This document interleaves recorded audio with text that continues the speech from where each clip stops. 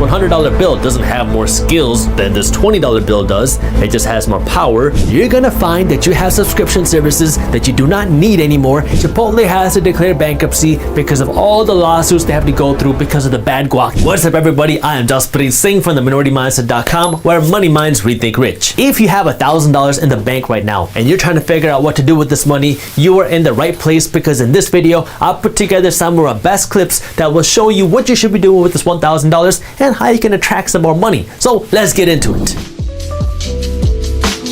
Passive income is the holy grail when it comes to wealth building, because now you are earning money while you sleep. This is what wealthy people spend all their time building. They want passive income. We all only have 24 hours in a day, and you don't want to spend 20 of those 24 hours working. You want to have your money working for you, and this is what passive income is all about. You take your money, you throw it somewhere, and now your money's out making you money 24 hours a day while you're sleeping, while you're on the beach, and while you're watching YouTube videos. Once you start investing for passive income, it becomes addicting. Like, you might just start off by getting $100 in passive income one year, but the next year your goal might be, how do you make $100 in a month?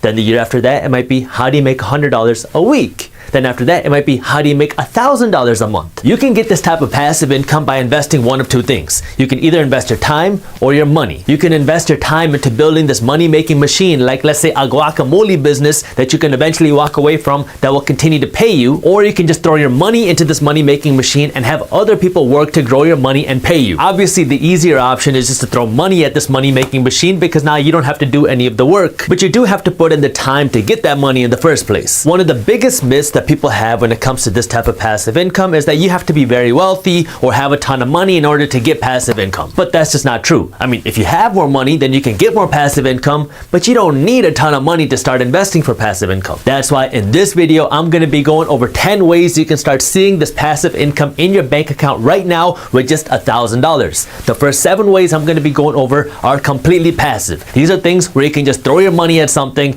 and then every month or every year or every quarter, you're going to have money deposited into your account. And the last 3 ways are pseudo passive income, which require a little bit of work up front, but they can earn you a whole lot more passive income in the back end. The first way you can get this type of passive income is by investing in dividend stocks. When you invest in stock, you are buying ownership in a company. Like, if you go out and you buy just one share of the McDonald's stock, you are one of the owners of the McDonald's corporation. Now, you're only going to own like 1/745 millionth of the entire corporation, but you're still one of the owners of McDonald's. Some companies like McDonald's pay their owners, their shareholders, people like you, dividends, which are cash checks just for investing in their company. When a company has a bunch of cash in their bank account at the end of the year, there's 3 things that they can do with this cash. They can save this money for an emergency, they can invest it into their future, so they can invest in more stores, they can create new products, or they can pay their shareholders. One of the ways that they can pay their shareholders is through a dividend, which is passive income for you. So if you go out and you buy one share of the McDonald's company, then every 3 months, every quarter, McDonald's is going to deposit a little bit of cash into your bank account. This is your dividend, your profit share check into your account, just because you are one of the shareholders or owners of McDonald's. Let me give you an idea of what this is actually going to look like with a $1,000 investment, because I think there's a lot of misconceptions out there on how passive income works,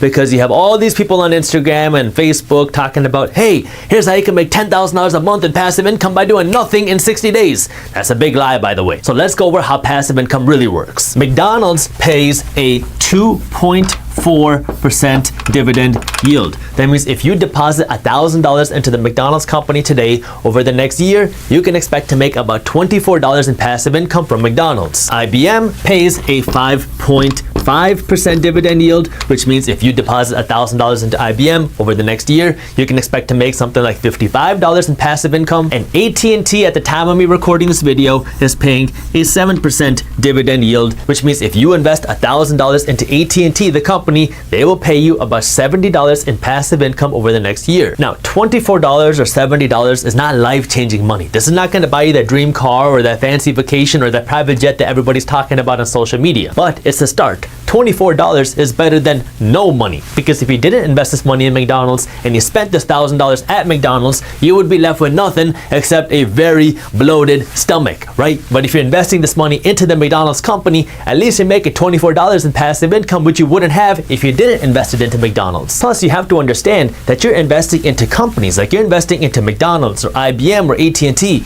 and your goal with these investments is to see these companies grow. So if McDonald's is making more money, their stock price is also going to go up, which means your investment value also went up. Now, if McDonald's is making more money in the future, then your dividends are going to go up as well, which means you're going to be making more money in passive income. So if you really want to win in this game, you got to consistently keep investing in strong companies. That way you can build wealth by owning a large share of a company, and that way you can make money as the company makes more money. So before I go on to the second way you can make money through passive income, let's make sure our expectations are clear.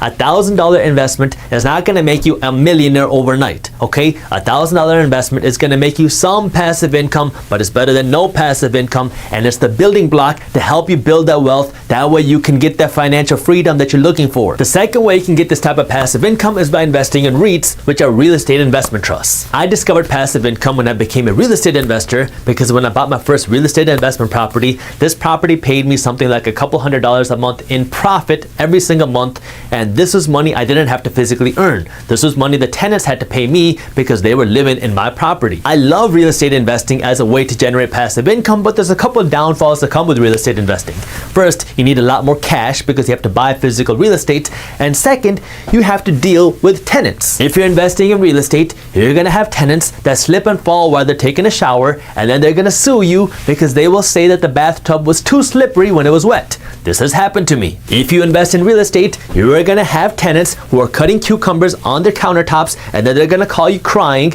because they missed the cucumber and they slashed the countertop, and they're gonna demand that you buy them a new countertop. That has also happened to me. Now, you can hire a property manager, that way you're not super hands-on involved in your real estate investments, but if you don't want to deal with the headache of investing and owning your own real estate properties, the next best thing is by investing in a REIT, a real estate investment trust, because now you're investing in a company that invests in real estate. The interesting thing about REITs for you is that they are required by law to follow something called the 90% rule, which says that they have to distribute 90% of their taxable income to you, their shareholders, through dividends. What that means is now you can go out and invest in a REIT on the stock market. So this REIT is a company that invests in real estate. You invested in this company, and now this company is going to invest in real estate. Now, anytime this company makes money through their rental income, they have to distribute 90% of their profits to you through dividends. So if I diagram this out, this is you. I'm gonna draw you a nice mustache, and if you go out and you invest in this REIT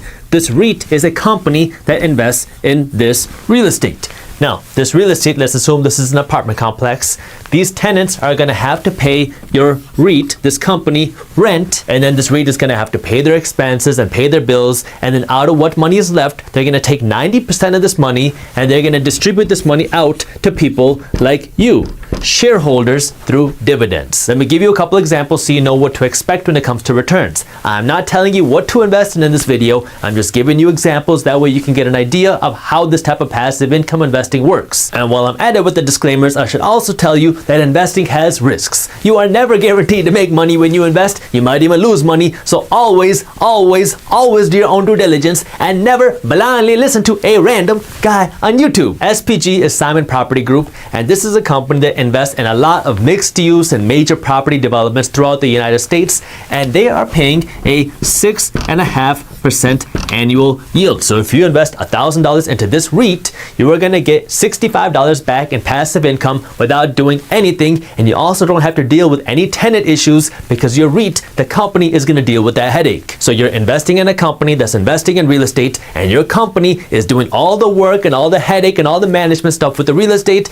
You're just getting that passive income. NLY is Annaly Capital Management, and they do something a little bit different. So they don't actually own the physical real estate properties, they own the loans. They invest in commercial mortgage-backed securities, and they pay an 11.5% 6% annual return. So if you go out and you invest $1,000 into NLY, you will make about $115 in passive income while doing nothing while this company does the work. And the bigger the dividends get, the more risk there is. So these are things you want to keep in mind. At this point, what a lot of people start doing is they start Googling how to find the highest dividend yielding stocks, and then they just invest in companies that are paying the highest dividends. As somebody who did that during his college years, let me give you a little bit of a warning. You should never solely make your investment decision based off of what dividend a company is paying, because that dividend yield can be very deceiving. Let's say you want to invest in this hypothetical company that is trading for $100 a share and they're paying a 5% annual yield. So if you invest $1,000 into this company, they'll pay you $50. If you invest $100 into it, they'll pay you $5 over the next year. Now, what you want to pay attention to is how strong the actual company is, because let's say this company starts to do really bad, they start losing money and they're on the verge of bankruptcy, and this stock tanks in price. They go from $100 a share to $20 a share because they're doing really bad financially. At this point, if they have not adjusted their dividends yet, it will look as if they're still paying this $5 annual yield, right? This is how much money they were paying here, and assuming they haven't adjusted their dividends, it will look like they're paying a $5 annual dividend for a $20 share price of the stock. That is what? A 25% return on your money. So people might look at this and say, wow, this company is amazing. They're paying 25% a year on my money.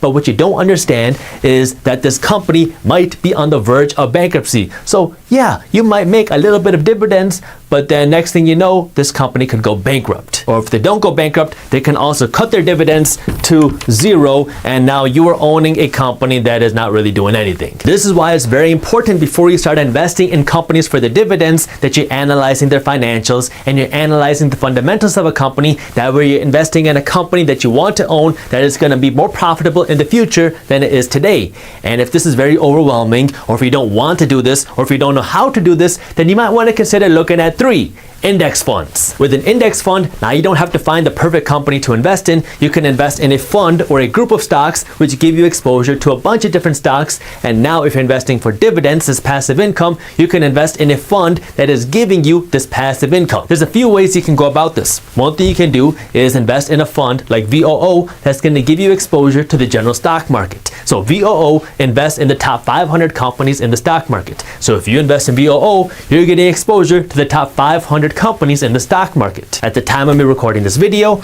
VOO is paying a 1.75% dividend. So if you invest $1,000 into VOO today, over the next year, you can expect to make something like $17, $18 in passive income from dividends. Again, this is money you're making by doing nothing except just throwing your money into this fund, and you'll also have exposure to the top 500 companies in the stock market. So the goal is also to see your $1,000 principal, your investment, go up in value as well. VNQ is the Vanguard Index Fund for REITs. So if you want to invest in REITs and get exposure to real estate, but you don't want to do all that work to find the best REIT to invest in and risk your REIT going bankrupt, one thing you can do is invest in VNQ, because this fund gives you exposure to a whole bunch of different REITs. At the time of me recording this video, VNQ is paying 3.85% a year in dividends. VYM is the Vanguard Index Fund that gives you exposure to high dividend yielding companies. So if you want to invest in companies that are paying high dividends and you don't want to go out and find all these companies,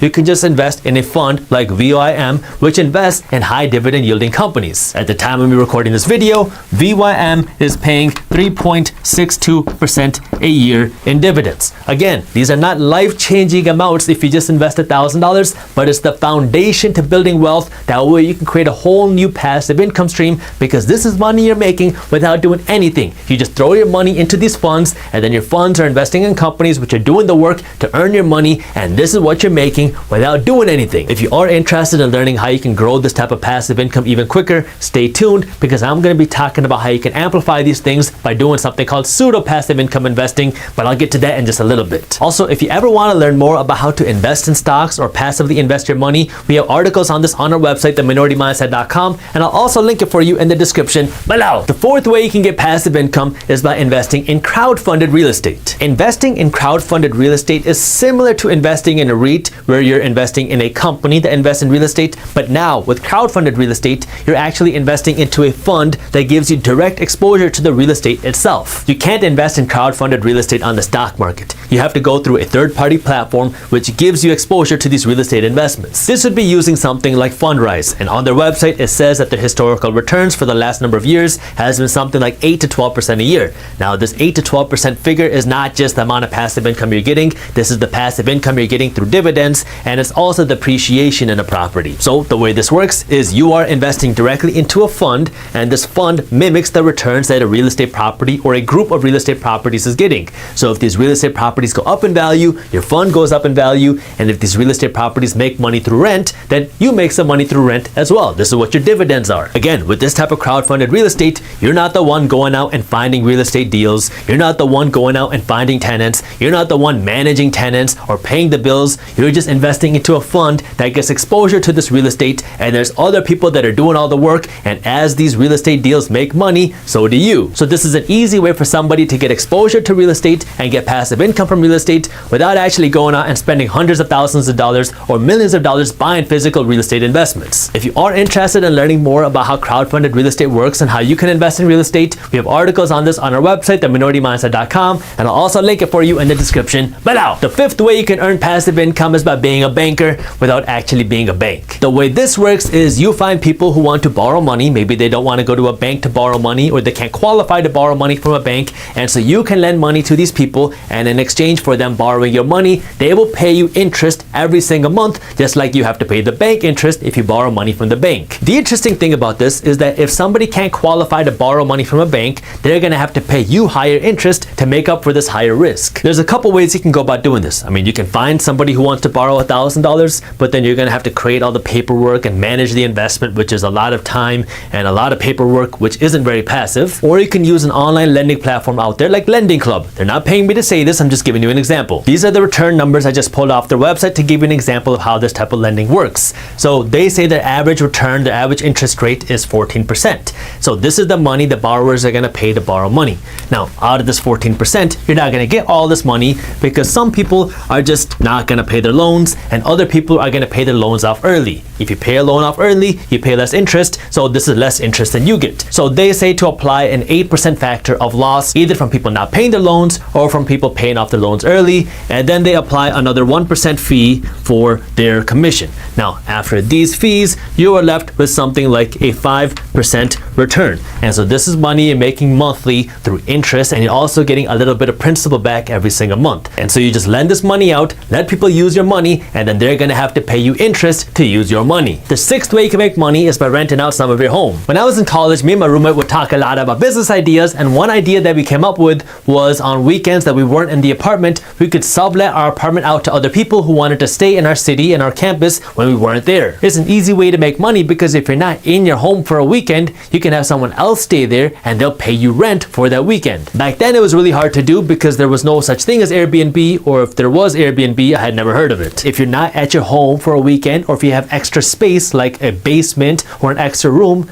you can put this on Airbnb for weekends that you want other people to stay there. Or the alternative, if you're cool with other people living in your property, is if you have extra space in your home, maybe it's a basement or a guest room or an in-law suite. If you have this extra space, you can rent it out to somebody else and they will live there, and then they're going to pay you rent every single month for using your property, and you don't really have to invest that much extra money because you already have the space and it's sitting there vacant, and now someone's going to use it and pay you passive income every single month for using your space that you're not using. Depending on where you live, that can be an extra $200 to $1,000 a month every single month in passive income, and you don't even have to invest $1,000 to do that if you have the space. The seventh way to get passive income is by investing in municipal bonds. Earlier on in this video, I was talking about how you can get passive income by investing in stocks to get dividends. Now, when you invest in stocks, you become one of the owners of a company. With bonds, it's a little bit different because now you're not becoming an owner of anything. You are just investing your money by giving loans, and you're getting paid with interest. If you didn't already know, cities and states love spending money that they don't have. So this might be used to build schools or build roads or build police systems. And so in order to fund this, they need to borrow money. One of the ways that local governments borrow money is by issuing bonds to people like you, investors. This is what a municipal bond is. A municipal bond is when you are loaning money to a local government. This might be your city or this might be your state. And now you are loaning your money to the city or the state, and the city or state is going to pay you back with interest. So every single month, you're going to get paid with a little bit of interest. And at the end of the loan, this is called the maturity date, you're going to get your $1,000, your initial investment back. There's a couple things that make municipal bonds very interesting. One is they tend to be very safe because nobody thinks that cities and states are going to go bankrupt. And second, they can be tax-free investments. If you lend money to the government, they are federally tax-free. That means you're not going to have to pay any federal taxes. But there's also a second layer of tax called state taxes. So places like New York and California have very high state taxes. But if you invest in a New York municipal bond or a California municipal bond and you live in New York or California, then you also don't have to pay any state taxes on the income. But in order to avoid paying these state taxes, you have to live in the state where this bond is located. So if you are investing in a New York municipal bond and you don't live in New York, then you're going to have to pay state taxes on your income. But if you live in New York and you're investing in a New York municipal bond, then you're not going to have to pay any federal taxes on your income, and you also don't have to pay any state taxes on your income. People are always debating over tax rates because the more money you make, the more taxes you have to pay. And so if you're making a lot of money in passive income, you might be subject to really high taxes. This is where municipal bonds can come in handy, because if you make a lot of money, you can invest in a municipal bond and make money without having to pay taxes. One example of this is FNYQX. This is a fund that invests in New York municipal bonds, and it has a $1,000 minimum investment requirement. So if you invest in this fund with $1,000, this fund will pay you just about 2.5% a year in interest on your money. This is where things get really interesting, because this 2.5% that you're earning is tax-free. So if you are a really high income earner and you're making something like 50% a year, then this 2.5% that you're earning tax-free is actually something like 5% that you would have been earning before taxes. So as you start to generate your passive income and you build your wealth and you have that high income, municipal bonds are things that you can think about using as a way to kind of shield yourself against taxes. Now the next three ways that you can make passive income, so numbers 8, 9, and 10, are what I call pseudo-passive income. These aren't things where you can just throw your money at something and then walk away, but these are things where you invest your time and your money, and if you do this the right way, then you can eventually create this new passive income stream where you're making money a whole lot faster than if you just threw your money into something and walked away. The simplest example of this is number 8, making videos. I can tell you from first-hand experience that you can start a great YouTube channel with less than $1,000. Like we started this Minority Mindset YouTube channel with my cell phone in front of a white wall.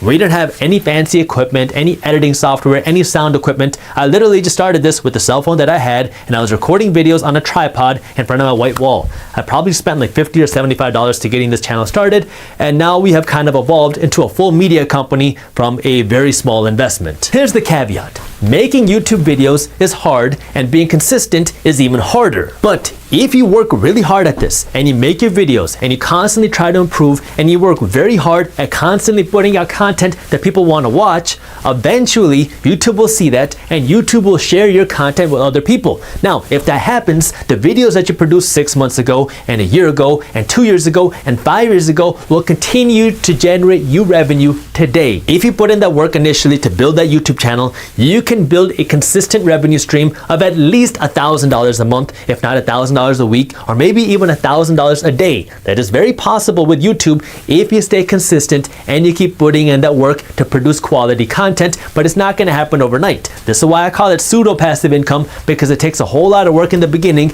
but if you put in that work in the beginning, you can create a new passive income stream, because all those videos that you created over the life of your YouTube channel will continue to generate you revenue for years into the future. 9 is affiliate blogging. Every company on the internet wants more sales. And one of the ways that companies can attract more sales is through affiliate marketing. Affiliate marketing is when you promote somebody else's product, and anytime somebody buys that product through your link on your blog, then you are going to get paid a commission. Now, if you like working out, then one thing that you can do is create a blog where you teach people how to work out and how to burn fat. Then within these articles, you can link to your favorite supplements using your affiliate link. That way, anytime people read your article about how to burn fat and they click on your affiliate link and they buy the supplement, you will get paid a commission. The cool thing about this is it's very inexpensive to start. You don't have to pay any money to start doing this type of affiliate marketing because you can just reach out to your favorite companies and say, hey, can I promote your products as an affiliate? And then they're going to give you a special link that anytime somebody buys their products with your link,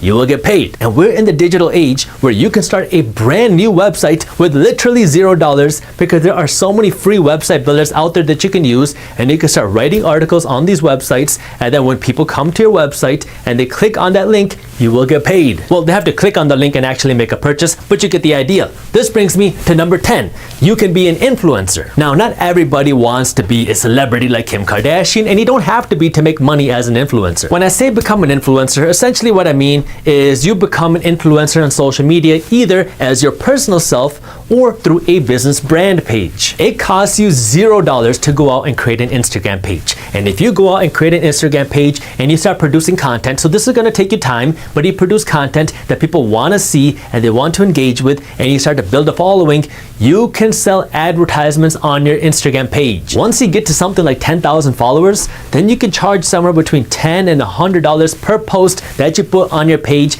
every single time you post something on your page. The amount of money that you can charge per post is going to depend on a few factors. It depends on what type of niche your page is, what type of product you're promoting, and what demographic your audience is. But once you build that audience base on Instagram, which is not easy to do, it takes time, but if you put in that work to build that audience, now you can continually sell advertisements and keep putting out Instagram posts, because once you have that audience, it is very inexpensive and very easy to make a new Instagram post, and you can charge brands a lot of money to do that. Americans are not saving enough money. Just 40% of Americans have the means to protect them from an emergency like a leaky roof or needing to replace their tires, which means 60% of Americans, the majority of America, does not have the cash necessary to protect them from a leaky roof or having to replace their car tires without going into credit card debt or having to go to the bank and having to borrow money. Now, there's a lot more to becoming wealthy than just living smaller and cutting back expenses and saving your money and being cheap. I actually just made a video on YouTube where I talked about if being cheap can make you rich. So if you want to learn more about that, I will link that video for you in the description below and also for you up here. But you got to know how to take that first step. That way you can build your financial base. That way you can have some cash in the bank. And you know what? It really doesn't have to be as burdensome as just never spending any money and never having any fun if you know how to save your money the right way, which is why in this video, I'm going to be going over 10 ways that you can save $1,000 quickly. But before we get into that, I need you to do me a quick favor and smash that thumbs up button below, because the way the YouTube algorithm works, if you do not smash that thumbs up button, then YouTube is much less likely to show you and other people our financial news and education videos. And I'm going to start by talking about why you need to review your bills. I'm a gym person. I love working out, and my gym membership costs me $70 a month to work out at my gym. But I noticed on my credit card statements that my gym membership wasn't charging me $70 a month. They were charging me $75 a month. And so I got kind of curious, what is this extra $5 for? So I called up the gym, and they said that they signed me up for a magazine that I never knew that I signed up for, and that's why they were charging me an extra $5 a month. Now, I've had my gym membership for years, and I'll probably continue to have my gym membership for many years into the future, and they were just slapping on this $5 fee because they probably thought no one's gonna check their bills. Now, an extra $5 a month isn't really gonna change my life. I mean, maybe I guess I could afford another side of extra guac, but I'll get to that in a little bit. The whole idea here is you gotta figure out what you need, and you gotta see what you're paying for. Chances are, if you pull out your credit card statement and you go through all of your bills, you're gonna find that you have subscription services that you do not need anymore, and you're gonna find that you're paying for things that you don't use. The simplest way that you can start saving some money is just stop paying for the things that you're not using anymore, because chances are you're paying for something that you're not even using. And when it comes to the things that you are using, like your gym membership, make sure you're only paying for what you use. Like if you got a gym membership, make sure you're only paying for the gym membership and not some magazine that you've never read in your life. Second, you gotta know the true cost of what you're buying. If you go to the mall and you buy yourself a nice $150 jacket, what is the true cost of your jacket? So many of you might be thinking at this point that if you bought a $150 jacket, the true cost is $150. But that's not the full story. Yeah, you paid $150, but I want you to really know what it cost you to get the $150. So let's say you make $20 an hour. So if you make $20 an hour, how long did it take you to make this $150? That would be what, 5, 6, 7, 7.5 hours of work to get this $150 jacket. But this is actually before taxes, because remember, Uncle Sam's got to take their cut with the IRS. So after taxes, it's actually going to cost you 9.5 hours of time to buy this jacket. Would you rather have the jacket, or would you rather have 9.5 hours of time? This is almost always one of the first calculations I have in my mind, because I always want to know, how much time is this thing going to cost me that I want to buy? Now, I get it. You can have passive investments that pay you without you having to physically work, but you got to know how much your time is worth. And if you know that, then you can calculate how much time this thing is going to cost you. And then you can really ask yourself, do I want to spend this money on this jacket? So now you know that the true cost of your jacket isn't just $150. It's almost 10 hours of your time. But the second thing you need to ask yourself when it comes to the true cost is, what would this jacket be worth in the future if you didn't buy a jacket? Because what I want to know is, if I didn't buy this jacket and I invested this money, what would this money have become?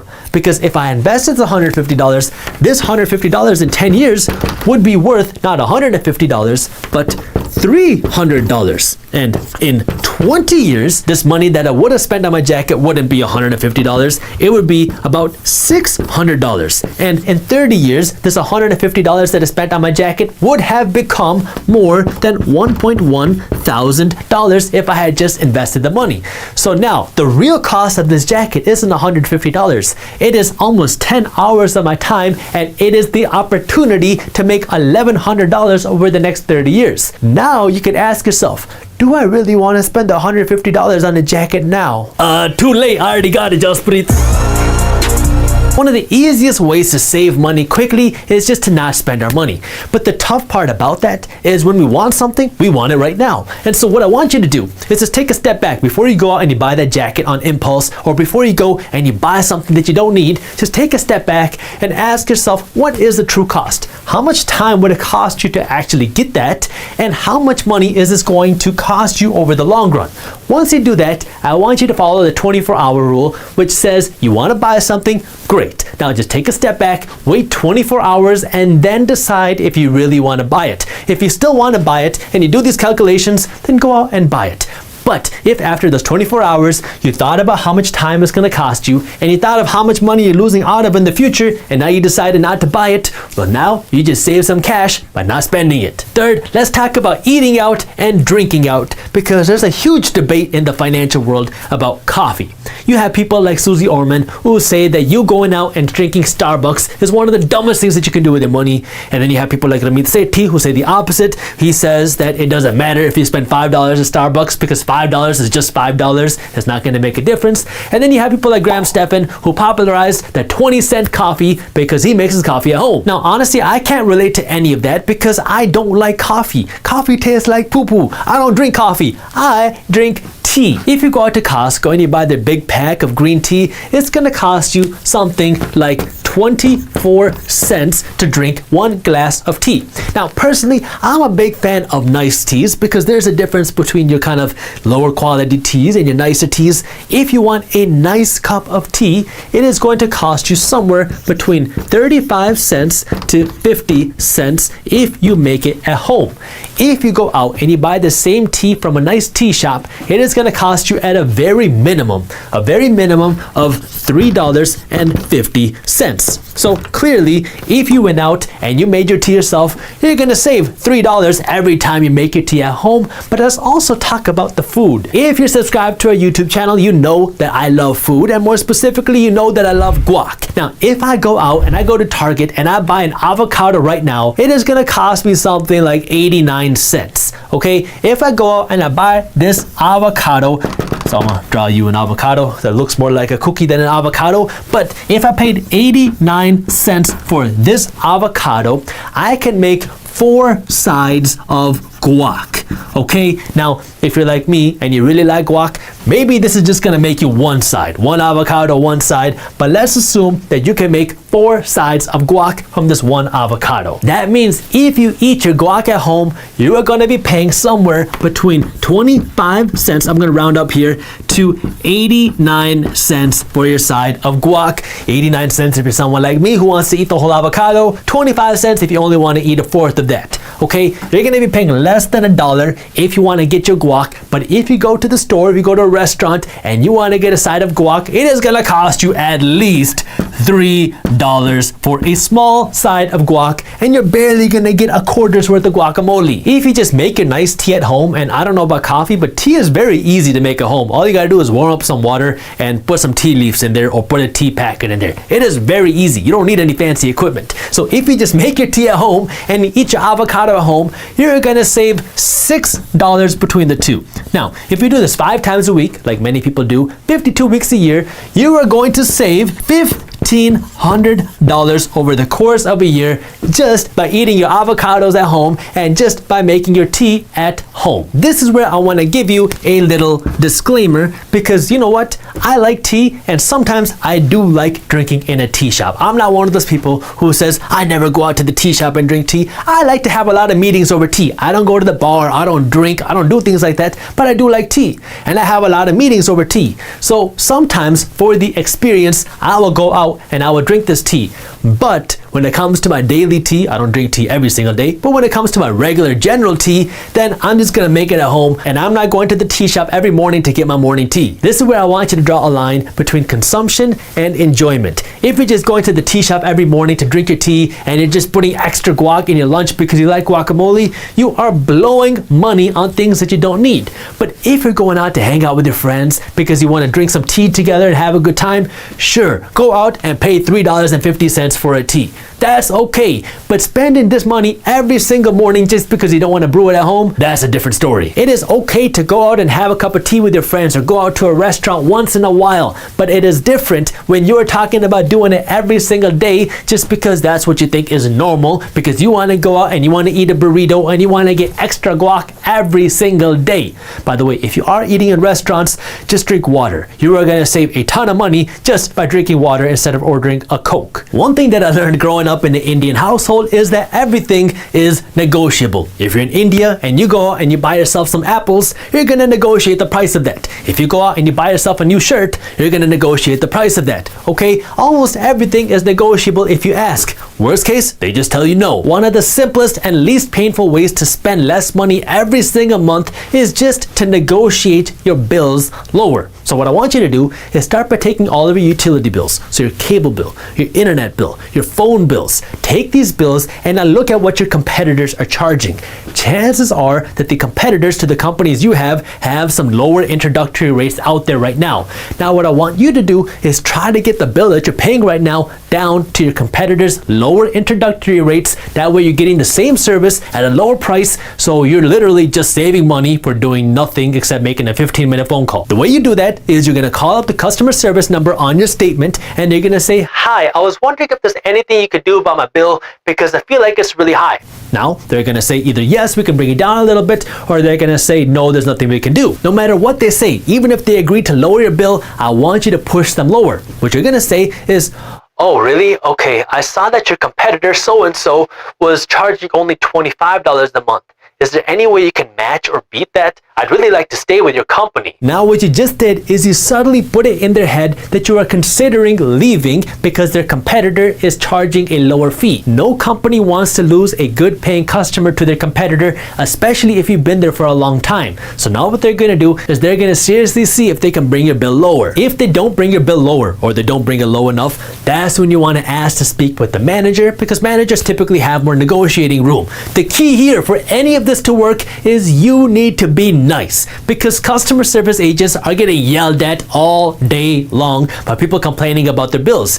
If you are nice to them, they will be nice to you. This should go for any big purchase you want to make. Your home, even if you're leasing your home, you can negotiate the price of your lease. Your car, anytime you make a big purchase, make sure you negotiate it first. Fifth, I want you to move your savings, and that means 2 different things. As soon as you get paid, I want you to automatically move some money from your checking account where your money goes into to a savings account. That way you can't accidentally spend the money, because sometimes we feel that if we have cash in the bank, we should spend it. Well, if that money automatically leaves before you can touch it, now you're not going to have the urge to spend it because you're not going to see that money. So anytime you get paid, you need to automatically move some of your money to a savings account. That way you can't accidentally spend it on a new TV. Second, I want you to consider moving your savings account to an online bank that pays you a higher interest rate than a traditional bank, because if your money is saved at a traditional bank, chances are they're paying you next to nothing.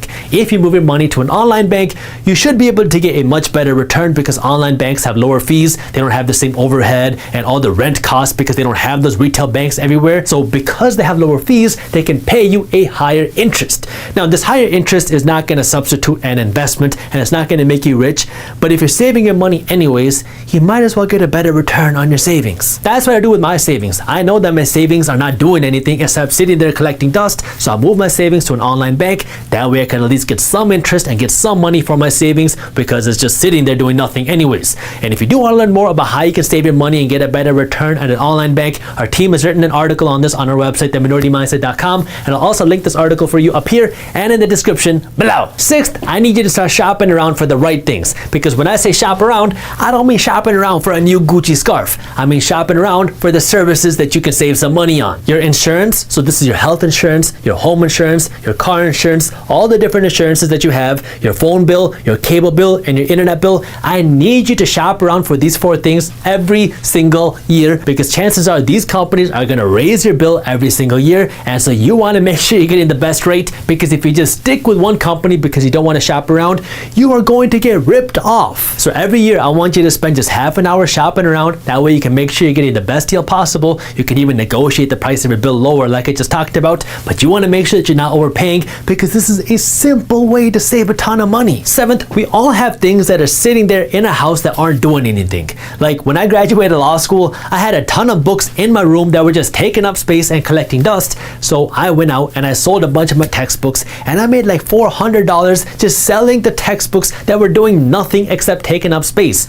We all have things in our homes that we're not using that are just taking up space and collecting dust. What I want you to do is take the things that you do not need and take them and sell them. Your kids' clothes, your old furniture, your old phone, your old TV, your old electronics, all these things have some value, and you can go out and you can turn these old things that are collecting dust into some cash if you just spend the time to go out and sell them. 8, pay your stuff on time. So this is one of my pet peeves. I cannot stand paying late fees, because when you pay for a late fee, you are paying for something that you're getting no value for. Like when you pay a $25 late fee, you are getting no extra value. You just forgot to pay the bill. And Americans on average are paying $250 a year in late fees alone. That's $250 that you're spending on something that's giving you no value and no return. If you just want to throw your money in the garbage, you might as well just mail it to me. Avoid paying late fees at all costs. Put it in your calendar, use auto pay, set reminders, do whatever you gotta do. That way you don't have to pay a $25 late fee. 9, you can use technology to help you save money automatically. There are apps out there like Honey and Piggy. I like to use Honey, and literally as you're checking out, if you buy something online, Honey will come up and they'll tell you, oh, do you want to save $20 on your order just by using this coupon code? Yes. And so now you just save $20 by doing nothing except having this free extension that helps find you coupon codes to help you save money on purchases online. It's the same with using a loyalty program or a cashback program, where now you're just saving money by doing nothing except just using one of these free programs that are going to save you money because you use the free program. And lastly, if you want to save $1,000 quickly, what I want you to do is next time you buy something, I want you to ask yourself, would you rather have that sweater you want to buy or whatever it is you're buying, or would you rather have cash in your hand? If you'd rather make $150 or have $150 instead of having a sweater, well then you can just not buy the sweater and keep $150, because now this is $150 that you get to keep in your pocket because you just didn't spend this money on the sweater now. You got to keep the cash and you don't get the sweater, but at least you got some cash. By the way, in case you were wondering, I did not pay $150 for this sweater. I think I paid like $9 or $10 for this sweater because I bought it online on clearance. I think think more and more people are finally starting to realize that investing is the real secret to building wealth. But if you have $1,000 to invest, where should you put that $1,000 this year to turn that $1,000 into something a whole lot bigger? To really answer that question the right way, you got to ask yourself, is this $1,000 the only $1,000 you have? Or do you have $1,000 today and then you can add more money to your investments over time? I want to start by talking about here, assuming you only have $1,000 to invest and that's it. So you're going to take this $1,000 and put it somewhere, and then you're going to let this money grow, assuming you only have $1,000. Then I'm going to get into what if you have $1,000 right now, and then you can keep investing more money every month or every year. If you only have $1,000 to invest, and this is money that you've been saving up, getting ready to invest, and you want to put this money somewhere, that way you can grow this $1,000 into something bigger, then the stock market or your traditional investments are probably not the right place to go, because if you put $1,000 into the stock market, and let's assume you can get a great return, you get a 50% return after 1 year, that means after a whole year of investing your money, you're only going to make $500. Now, a 50% return is an amazing return, but $500 is not really going to change your life. So your goal should be to use this $1,000 to create more income. That way you have more money to invest in things like the stock market, and I'll show you why. But before I do that, I need you to do me a quick favor and invest in the thumbs up button below. If this is your first time investing money, then chances are you are probably going to be a little bit scared or a little bit hesitant because you don't want to lose this hard-earned $1,000.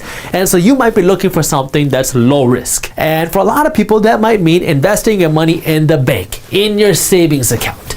The issue with that is right now, at the time we're recording this video, the average savings account in America is paying out something like 0.05% a year. That means if you put your $1,000 in the bank for 5 years, so you didn't get to use this money for 5 years, you let it sit there and compound in your bank at 0.05% a year for 5 years, then after 5 years, your $1,000 would grow to a whole $1,002. You made $2 after 5 years.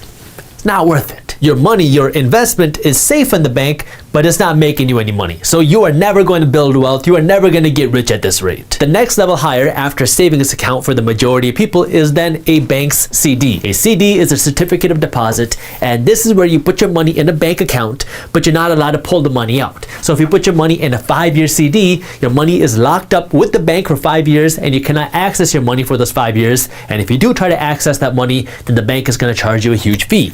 The reason I talk about CDs is because back when I was in high school, my math teacher told me multiple times that the best place where you can invest your money is a CD, because your money is safe and you're going to get a guaranteed return on your money. So you tie your money up in the bank, you get a guaranteed return. It's better than a savings account, but the only problem is you don't really make that much money here either. Right now, the average CD in America is still paying less than 0.5% a year. So if you invest $1,000 in a CD for 5 whole years, now your $1,000 after 5 years, and after your money being tied up for all 5 years, is going to grow to a whole $1,018.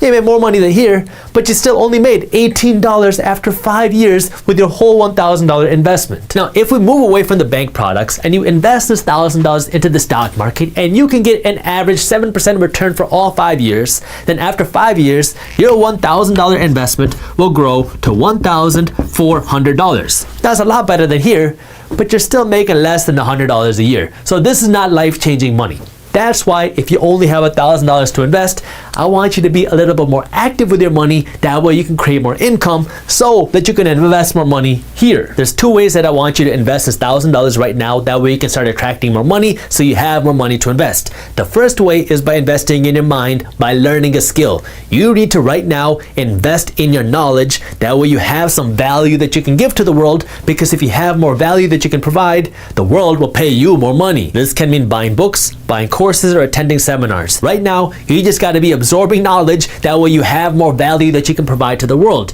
I mean, you can learn things like digital marketing, you can learn affiliate marketing, you can learn coding, you can learn design.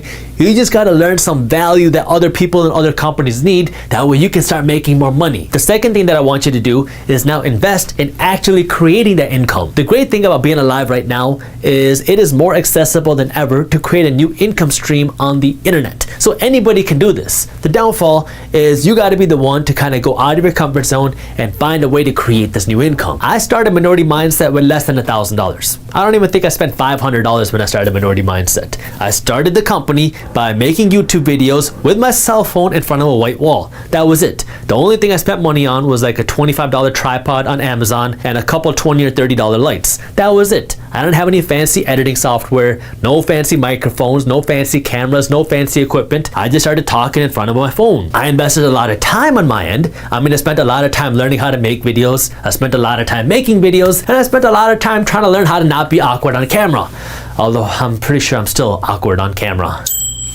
But we were able to grow from that small investment of less than $1,000 to now a full financial media company where we have a daily financial newsletter. We have like a dozen writers writing for our blog every single day, and we have an awesome office and a really cool downtown. If you only have $1,000 to invest and that's it, right now you got to invest in your knowledge first. So books, classes, seminars, and once you do that, then you got to invest in taking action. Find something that you want to do and create it and use that money to fund whatever it is you want to do. Second, if you have $1,000 right now to start investing and then you can add more money to your investments every single month, now your options are a little bit different. At this point, you have a steady stream of income. Maybe you're working a job and you saved up $1,000 and every month you want to add more money to your investments, or maybe you're running your own business and you saved up $1,000 that you can invest somewhere else, and every month you can add more money to your investments. Whatever it is, you have the steady stream of income where you have $1,000 to invest right now, and you can keep adding more money to your investments. Now, obviously, the things that I just talked about always apply.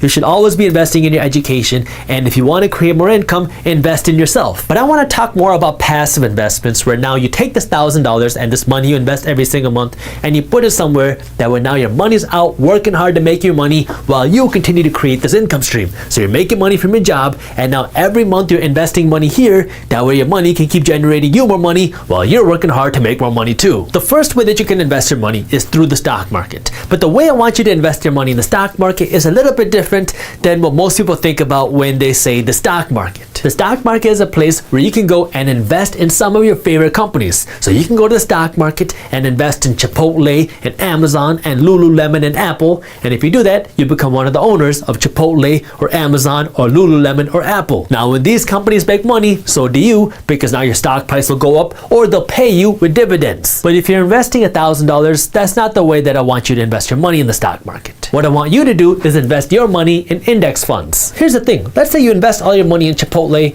and then some time goes by, and then Chipotle starts releasing some really bad guac, and people start getting really sick from this guac, and then Chipotle has to declare bankruptcy because of all the lawsuits they have to go through because of the bad guac they serve their customers. If that happens and Chipotle goes bankrupt, not because of what you did, but because of their executives who drove the company into the ground, now your investment is worthless, even though you invested all your money into Chipotle thinking that they would make a great product. When you invest in individual companies like Chipotle, then you have the opportunity to make a lot of money because Chipotle can come out with a new type of guacamole and people could love it and they could double their revenue and their stock price could double, which would make you a whole lot of money. But the flip side is it also comes with more risk, because if Chipotle doesn't do good or if they go bankrupt, then your money just goes away. If you're not interested in spending a decent chunk of time studying companies, learning to invest, and reading their earnings statements, then you probably don't want to be investing in individual companies because, well, there's a whole lot more involved than just finding a hot stock to invest in. That's where index funds come in, because with index funds, now you don't have to find the perfect company to invest in. You can invest in a group of companies. Like you can invest in the general stock market, or you can invest in tech stocks, or you can invest in dividend paying stocks that where you're getting cash flow.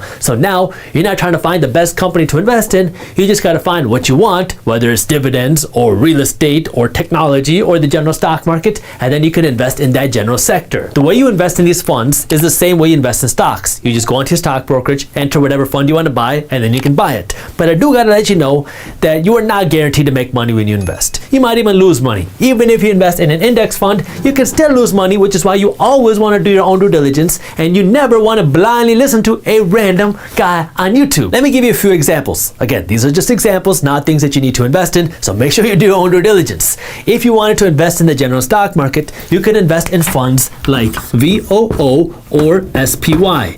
These index funds give you exposure to the S&P 500, which essentially means if you invest in VOO or SPY, you are getting exposure to the 500 biggest companies in the United States. Now, usually, if the economy grows, these 500 companies will grow, which means these funds will grow along with the stock market. If the economy is shrinking, these funds will go down too. If you're a big fan of technology and you want to get exposure to the technology sector, then you can look at funds like VGT and QQQ. These funds will give you exposure to tech companies like Apple and Microsoft and PayPal. So if you want to get involved in tech, this is a good way to go. Now, both of these funds are going to give you exposure to different companies. So what you want to do is actually research these funds. Just go to Google and search these funds, and you will get a whole bunch of articles explaining which companies these funds invest in. So make sure you do your own research. And then for those of you who like passive income, you can look at investing in dividend ETFs like VYM and SDY. This Y is all messed up. These funds are investing in companies that pay out big dividends, and so when you invest in these funds, you're investing in a fund that invests in a whole bunch of dividend-paying companies, and so now these dividend-paying companies are paying into this fund, which pays you. Now, the best way to actually invest your money is to create an automatic system where anytime you get paid, a portion of your paycheck, let's say 15% of your paycheck, will go directly into the funds that you want to invest in. That way now, anytime you get paid, your money will automatically go into the funds that you want to own. That way you don't actually spend your investment money. If you do want to learn more about how to automate the system and how to find a brokerage that can automatically invest your money every month or every paycheck, our team put together an amazing guide that goes through how to do this step by step. So if you want to learn more about how to do that, I will link it for you in the description below. The second way to invest your money, if you have $1,000 right now and more money coming, is through real estate, but not the traditional way of investing in real estate. Real estate investing is when you buy a property, let's say a house, and then you lease this house out to a person, and then this person lives in your house and they're going to pay you rent every single month. The problem with that is you cannot buy a house for $1,000, or at least not a very good house. But thanks to the internet, you don't actually have to buy physical real estate anymore to get exposure to real estate investments, because you can use a crowdfunding platform. When you invest in crowdfunded real estate, now you can invest a small amount of money, like $1,000, and now you will get exposure to a whole portfolio of real estate investments. So now when these real estate investments make money through rent, or when the property values of these investments go up, you'll make money too. The good thing about most of these crowdfunding platforms is they pay you with passive income, because now when these properties get rental income, you get your share of that through your passive income dividends. The downfall is your money is not as liquid. You can't just sell your investment as easily, because when you invest in real estate, now you own a physical property, and selling a property is not as easy as selling a stock, where you can buy and sell a stock in just a matter of seconds. With real estate, your money is kind of tied up for a number of years. So if you like the idea of investing in physical real estate, and you don't have the capital to buy actual properties, and you don't mind having your money tied up for a number of years, then using one of these crowdfunding platforms is a good way to go. Again, if you do want to learn more about how to actually do this and implement this real estate strategy, our team put together a guide on how to do it, and you can read the article on our website, and I'll link it for you in the description below. You can also get indirect exposure to real estate through REITs on the stock market. REIT stands for Real Estate Investment Trust, and when you invest in a REIT,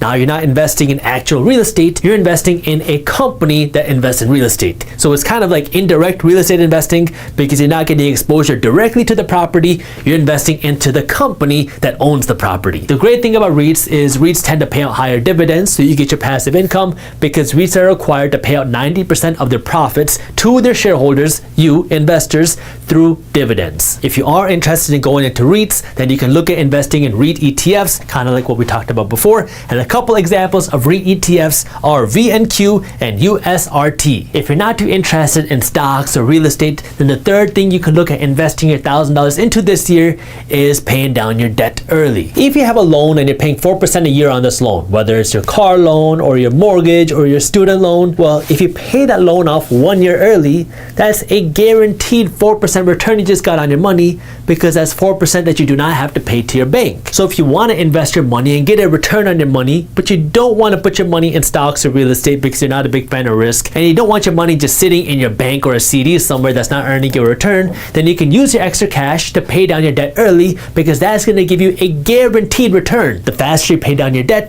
the less interest you have to pay, and the faster you can be financially free, because now anytime you make money, you get to keep more of it.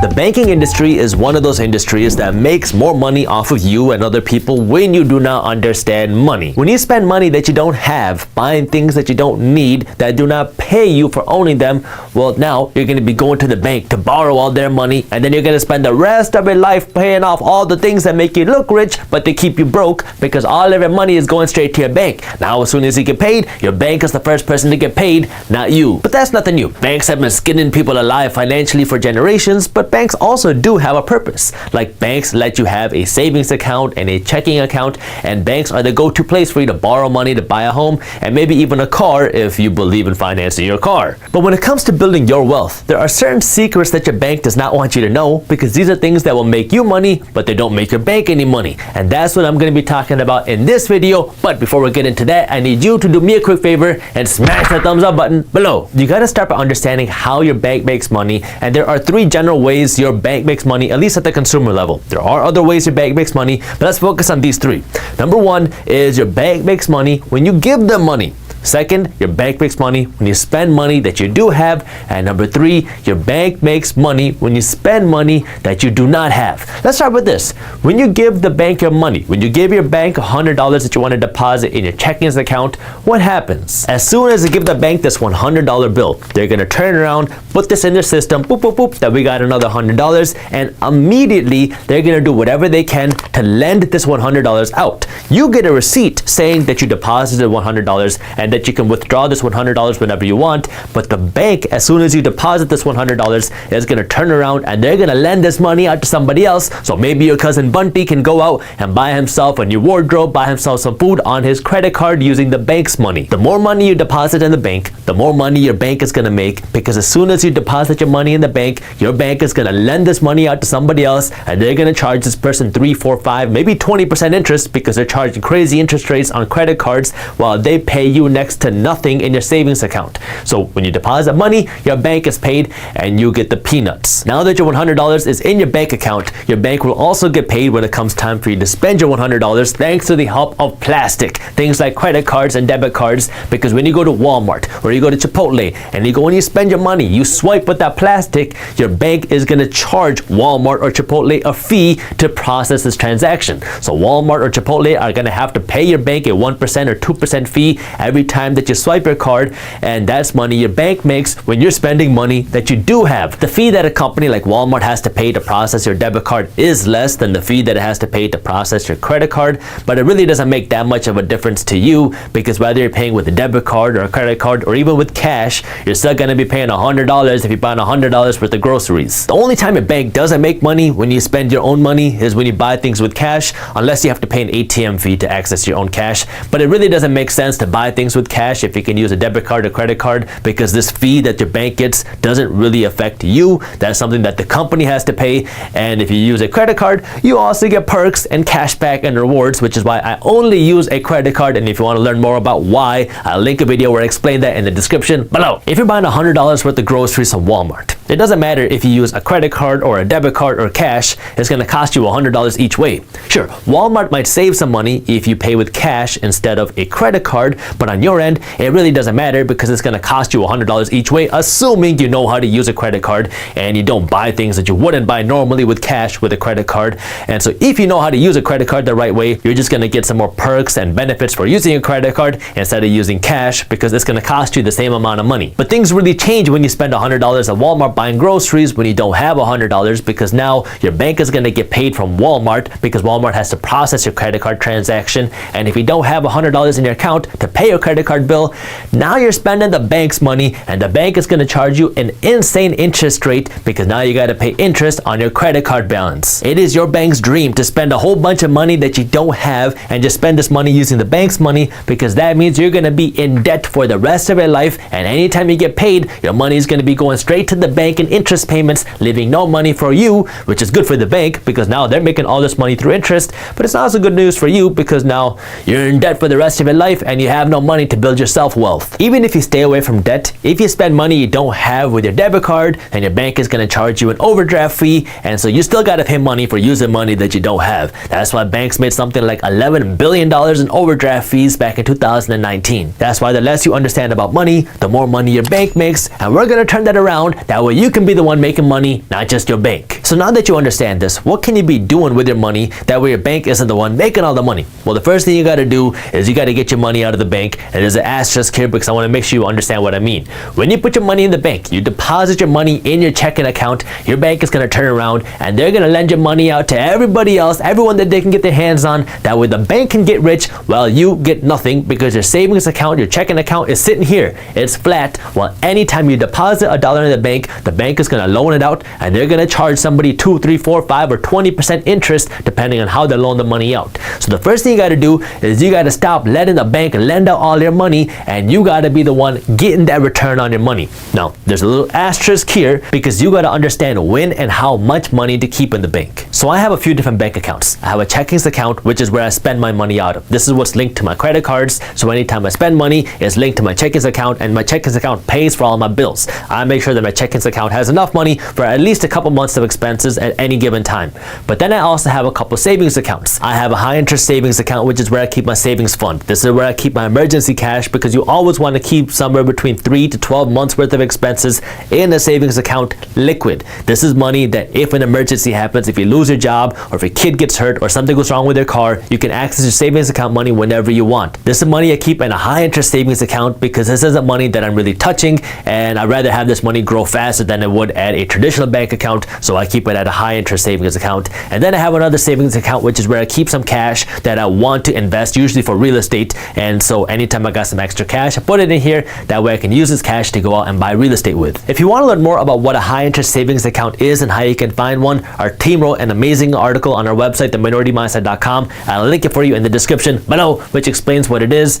But my whole goal is I keep money in the bank that I need to spend in my checkings account, and I keep money in my savings account for emergencies. And then anytime I got extra cash, I want to get this money out. So the other savings account that I have to buy investments with, once I have enough cash in there, I'm going to use that cash to go buy something else. I'm going to go buy an investment property, and that way I take my money out of the bank, because my money in the bank isn't making me any money. It's making the bank money, but it's not making me any money. I also have an automatic withdrawal which goes into my stock market investments, because I don't want to keep too much money in the bank. I understand I got to have my money in my checkings account because I got to buy things. I got to have money in my emergency savings account, that way I'm protected from an emergency, but everything else I want to get out. Your bank doesn't want you to know this, because if you start taking your money and you move it into the stock market, or you move it into real estate, or you move it into cryptocurrency, you move it wherever, you get it out of your bank account, your bank is not happy, because now they have less money that they can lend out, and they have less money that they can make money off of, because now you are the one making money. Because when you take your money out of the bank, assuming out of your checkings account and out of your savings account, your emergency savings,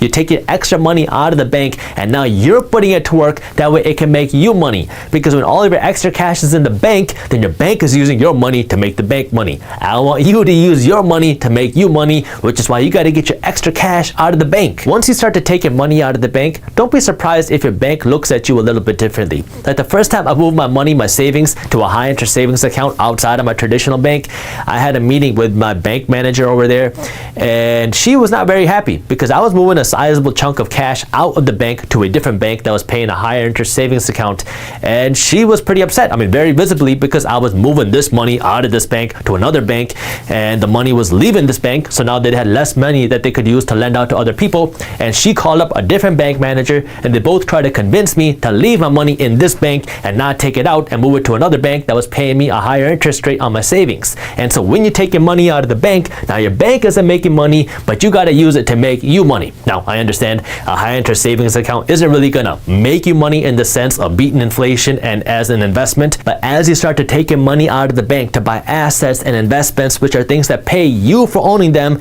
your bank is going to be the one that's losing money, because now they don't have all the extra cash that they can lend out to other people, and so now you are the one making money, not your bank. The second thing you got to do is you got to stop financing liabilities, because when you're financing liabilities, you're paying interest to own something that's losing value. And who's the one getting rich when you do that? It's not you, it's your bank. Liabilities are things that you buy that don't make you any money. These are things like cars and shoes and clothes. These are things that make you look nice if you have a bunch of nice liabilities, but they don't make you any money. They keep you broke. And the issue here is we live in a culture where it is completely normal to finance your car. It's completely normal to now start financing your clothes because of things like Affirm and Afterpay. And so we're entering this really debt-heavy culture where it is completely normal to just finance your everyday everyday lifestyle. But when you do that, the person that's getting rich is not you, it's your bank. Because now you're spending all your money trying to buy a whole bunch of nice things that make you look rich, but you're going to spend the rest of your life paying these things off, when what you should be doing is using your money to buy things that will pay you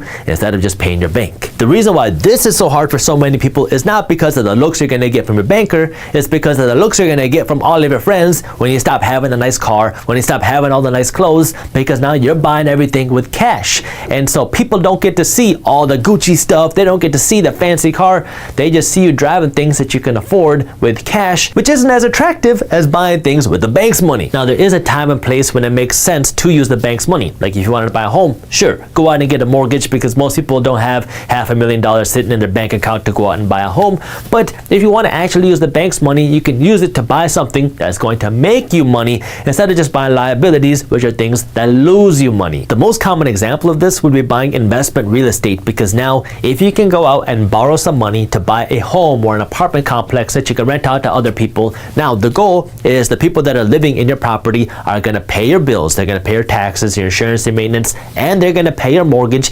And on top of that, there should be some money left over to go into your pocket every single month. So this is a passive investment that you don't have to really work to earn the money on, because you have the tenants that are paying your rent, and your tenants are the ones that are paying your mortgage, and they're putting some money in your pocket every single month. If you are using the bank's money to buy an asset which is making you money, then sure, it makes sense. But if you're using the bank's money to buy liabilities which are keeping you broke but making your bank rich, then it doesn't make sense, because right now your goal should be to build your own wealth, not to make your bank rich. And the third and final thing that I want to mention on this is that your bank and your banker is not your financial advisor. It kills me to see this when people go to their bank and they ask them, how do I spend my money, and how big of a home can buy, and how much money should I borrow? It's like going to an insurance person and asking them, how much insurance can I buy? Your insurance person is always going to tell you more. Your insurance person's job is to sell you insurance, and so they're going to want to sell you as much as possible.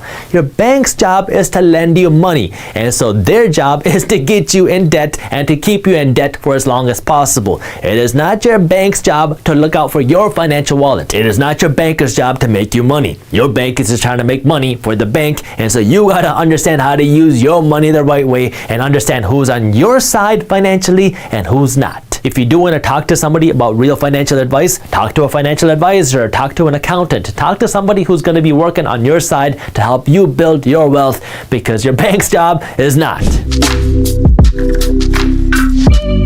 The whole idea behind compound interest is you're going to invest some money today, this money is going to grow, and now you have your money working hard to make you money, and the money that your money made working hard to make you money. So it's almost like your money is having babies, and your money is just going to keep compounding and growing, which means you have more money working hard to make you money. Even if you're not investing your money in the traditional sense, you should hopefully still be earning this type of compound interest, because if you go to work every single day, you're compounding your knowledge and your skills. And so the longer you go to work, the more skills you're going to learn, and the more valuable you're going to be as an employee. That's why as you get older, your pay should hopefully go up too, because you're compounding your knowledge, you're compounding your skills, and now you're more valuable, which means you should be getting paid more money. It's the same concept with your money, except more money doesn't give you more skills, it just gives you more power. Like this $100 bill doesn't have more skills than this $20 bill does, it just has more power, because assuming that $1 will buy me a machine that's going to make me a nickel, now with this $100 bill, I can buy 100 of those machines. With this $20 bill, I can only buy 20 of those machines. So I'm going to be able to earn more nickels with this $100 bill than this, just because I got more power with this piece of paper than this one. But this is where compounding becomes so powerful, because every dollar I earn will buy me another machine that makes me a nickel, and I need 20 nickels to earn $1. This $20 bill will get me 20 nickels, which will buy me one more nickel making machine.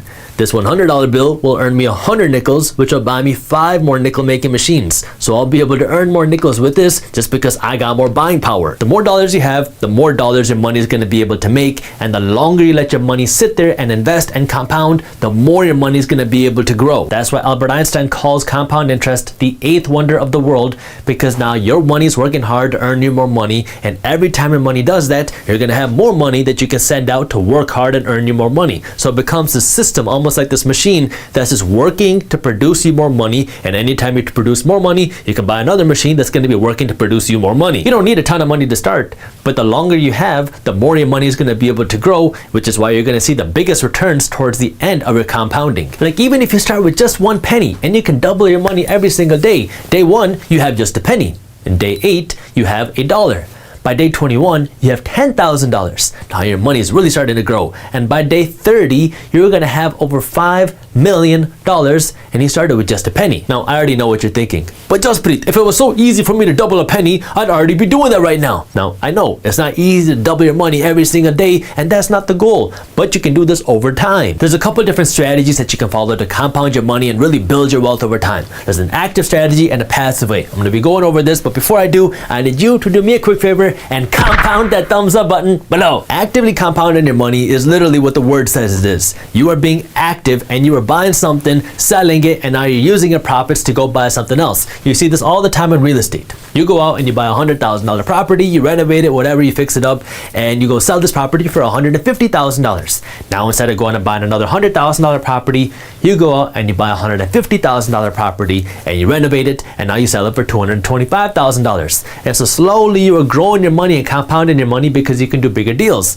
Now you can do 2 deals at one time. You can do $200,000 deals and hopefully sell both of these for $150,000 each, and now you're just compounding what you're doing. You're slowly growing what you can do because you make some money and you take your profits and you reinvest it into whatever it is you're doing. This is exactly what I do on YouTube. Anytime somebody watches our videos on YouTube, I get paid. Thank you for your penny. Now, when I get this YouTube money, I can take all of it and go out and buy myself some new exotic cars, go get myself a new Gucci wardrobe, and go enjoy some fine dining at Chipotle with some extra guac.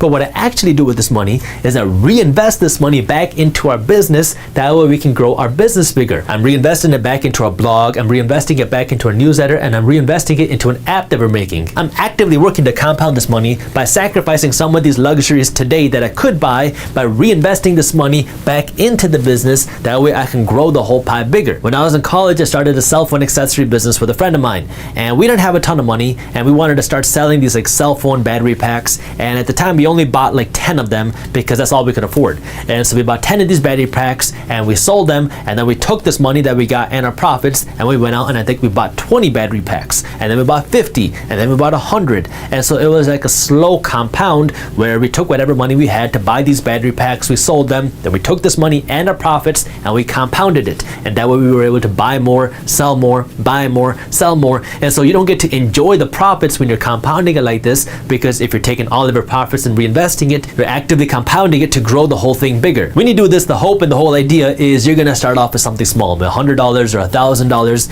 and you're gonna grow it to something a little bit bigger. You're gonna turn $1,000 into $2,000. Now you're gonna reinvest the $2,000, turn it into $4,000, then the 4 to 8, the 8 to 16, and you're gonna slowly keep growing it. There is a risk though, because if you keep growing it and you don't take out any money for yourself, eventually there's a chance that things don't work out. And now you grew your $1,000 into $100,000 or $1 million, and then things fail, and if you didn't take out any money for yourself, now you're left with nothing. So if you're doing this type of active compounding, you really just gotta find the right risk balance for you, because anytime you pull a dollar out, that's a dollar that you cannot compound. But if you keep the dollars in there, then you take on more risk. I mean, this is one of the things that made Elon Musk so financially successful, because in the early stages of his career, when he would make $25 million, he would reinvest all of this money back into his business, and he would leave nothing for himself, because he wanted to compound and grow his dreams and his wealth by taking every dollar he had and throwing it back into his beliefs. The second way you can compound your money is the passive way, and this is what a lot of people think about when they think of compound investing, because now what you're doing is you are taking your money and you're putting it into an investment, and you're going to let your money grow, and anytime your money makes money, you are going to reinvest that money back into it. That way this money that you have growing is going to keep growing even if you don't add money into the pot, because your money is growing and this new money is going to be working to make you money too. When I was in high school, anytime we talked about compounding or investing your money in my math class, the example that my teacher always gave me was investing your money in a CD in the bank or a savings account. So the way it works is you put your money in the bank, either in a CD or a bank account, and then your money is going to grow, and as your money sits there, it will compound and grow, because now this money that your money made will grow even more. But the interesting thing about this, so if we write bank account, you're not going to get a very good return.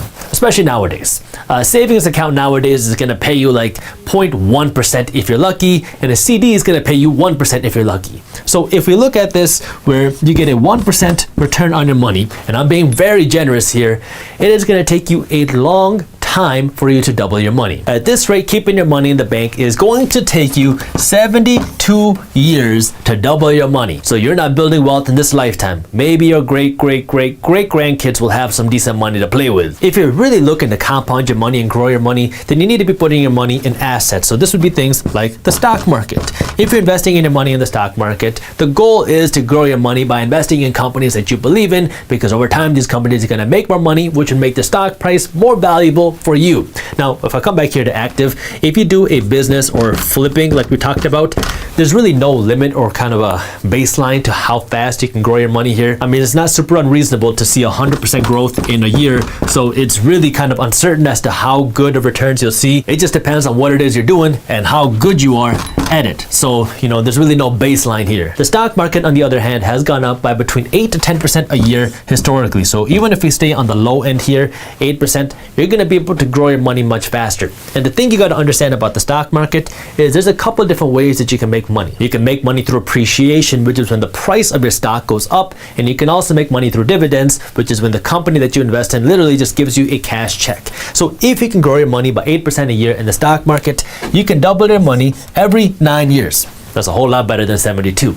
Now, if we kind of really look at compounding your money, this is where a lot of people assume that you have to invest in dividend-paying companies, which are companies that pay you cash payments. That way you can compound your money, because in that case, when you get this dividend, then you could reinvest this dividend back into the stock market and buy more shares. That way now your money is actually growing. So you invest in a dividend-paying company, this company gives you some cash, then your money automatically gets invested. That way you can own more shares, and now as you own more shares, you're going to get more dividends. As you get more dividends, you can buy more shares. So it creates this reoccurring cycle of growth and compounding. This dividend reinvestment strategy is a great way for you to build your own wealth, because now anytime you get paid, you're going to automatically reinvest this money. If you want to learn more about how to do that, our team broke this down in an amazing article on our website where it shows you, one, how to do this reinvestment, how to invest in companies, and how to find a good brokerage that does this. So if you want to learn more about how to do that, I'll link the article for you in the description below. But what I also want you to understand is that not every company pays a dividend. The only companies that really pay dividends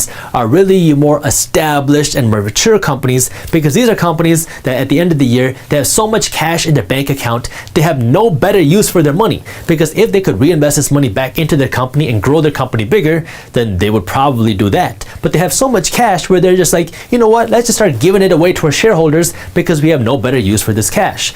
And so people assume that the only way to compound their money is to invest in dividend-paying companies, because these are companies that are giving you cash, and when you get this cash, you can reinvest it. But you can also compound your money by investing in companies on the stock market that are reinvesting their profits. If you find more of a startup company that you really like and you really believe in and you think is a good value, and you invest in this company, and this company, anytime they make money, they don't give it away in dividends, they take this extra cash and they reinvest it back into their company, so they're really not making that big of profits. Like how Amazon during the early years of it being public never made any money, because anytime it made money, it reinvested it back into the company. If you invest in a company like this, then your money is still compounding, because you own shares of a company that's using all of its money to grow itself. And so while you're not getting this cash payment and accumulating more shares, your shares become more valuable because of this compounding, because the company that you're investing in is compounding all their money, because they're taking all of their profits and reinvesting it. And there are pros and cons to both, because this type of investing, reinvest in more of a startup type company, has more risk, because there's a chance that this company will fail, like we talked about here. If you're actively compounding your money, which is what this company is doing, there's a chance that it could fail. And so yeah, they're reinvesting all their profits and they're doing everything they can, but if this strategy fails, then there goes your investment. But on the flip side, with these dividend investments, because these dividend paying companies are typically larger and more mature, you're going to have a safer investment, which usually comes with a smaller return. So you might not see the stock price go up as fast, and your average dividend is typically somewhere in the 2 to 4% range. It really depends on the company, so it's not anything huge, and hopefully it will go up over time.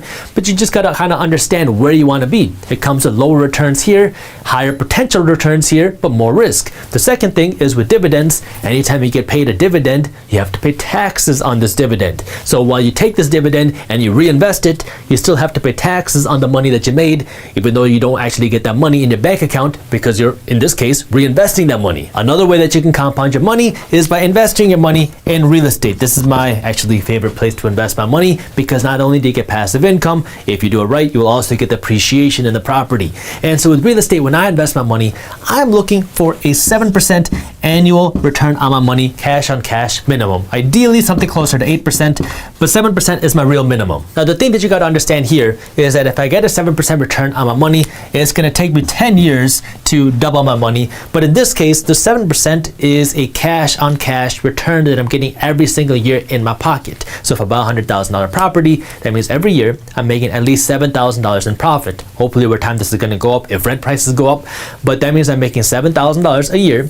And now what I can do is after 10 years, I will have this cash in the bank that I can use to go out and buy another property, or I can just take my own cash, go out and buy another property and supplement it with this money that I'm making from real estate.